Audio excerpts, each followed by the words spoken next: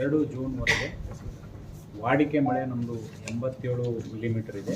ವಾಸ್ತವಿಕವಾಗಿ 112.5 ಮಿಲಿಮೀಟರ್ ನಮಗೆ ಮಳೆಯಾಗಿದೆ. ಅಂದರೆ ಸುಮಾರು 29% ನಮಗೆ ಅಧಿಕ ಮಳೆಯಾಗಿದೆ.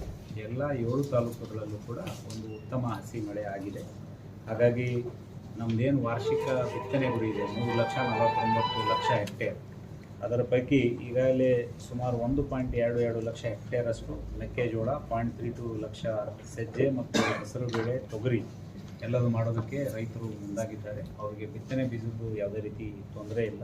ಬಟ್ ಸ್ವಲ್ಪ ನಮಗೆ ಏಪ್ರಿಲ್ ಮತ್ತು ಮೇ ಮಾಹೆಯಲ್ಲಿ ಸುಮಾರು 33,187 ಮೆಟ್ರಿಕ್ ಟನ್ನಷ್ಟು ರಸಗೊಬ್ಬರದ ಬೇಡಿಕೆ ಇತ್ತು. ಅದರ ಪೈಕಿ 20,112 ಮೆಟ್ರಿಕ್ ಟನ್ ನಮಗೆ ಸರಬರಾಜಾಗಿದೆ.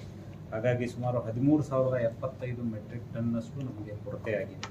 ಇದರಲ್ಲಿ ಯೂರಿಯಾ 2,206 ಮತ್ತು DAP 4,470, MOP 1,064 ಮತ್ತು ಕಾಂಪ್ಲೆಕ್ಸ್ ರಸಗೊಬ್ಬರ 5,532 ಮೆಟ್ರಿಕ್ ಟನ್ ನಮಗೆ ಕಡಿಮೆ ಬಂದಿದೆ.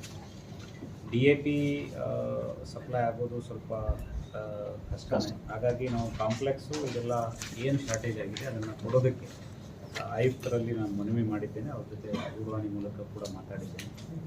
ಬಟ್ ಇರೋದ್ರಲ್ಲೇ ನಾವು ಮ್ಯಾನೇಜ್ ಮಾಡಬೇಕು.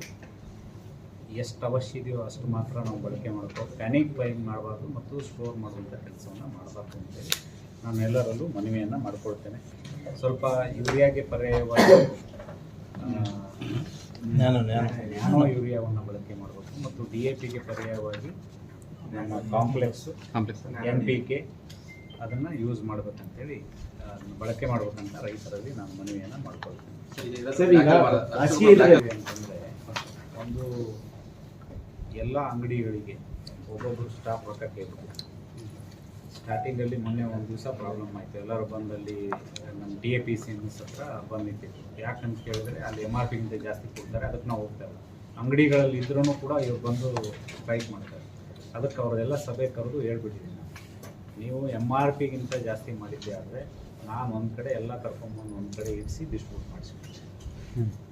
ಅದಕ್ಕೆ ಈಗ ಅವರು ಅದಾದಮೇಲೆ ಯಾವುದೂ ಆ ರೀತಿ ಸಮಸ್ಯೆ ಕಂಡು ಬಂದಿಲ್ಲ. ಲಾಸ್ಟ್ 1 ವೀಕಲ್ಲಿ ಕೊಡ್ತಾರೆ ಸರ್. ಈಗಲೂ ಜಾಸ್ತಿ ಕೊಡ್ತಾರೆ ಸರ್. ಇದು ನಮಗೆ ಸ್ಪೆಸಿಫಿಕ್ ಒಂದು ವಿಜಿಲೆನ್ಸ್ ಅವರು ಕೂಡ ಪರಿಶೀಲನೆ ಮಾಡ್ತಾ ಇದ್ದಾರೆ. ಯಾರಾದರೂ ಆ ರೀತಿ ಕಂಡು ಬಂದರೆ ನಮಗೆ ಕೊಟ್ಟರೆ, ಕಂಪ್ಲೇಂಟ್ ಕೊಟ್ಟರೆ ಡೆಫಿನೆಟ್ಲಿ ಆ್ಯಕ್ಷನ್.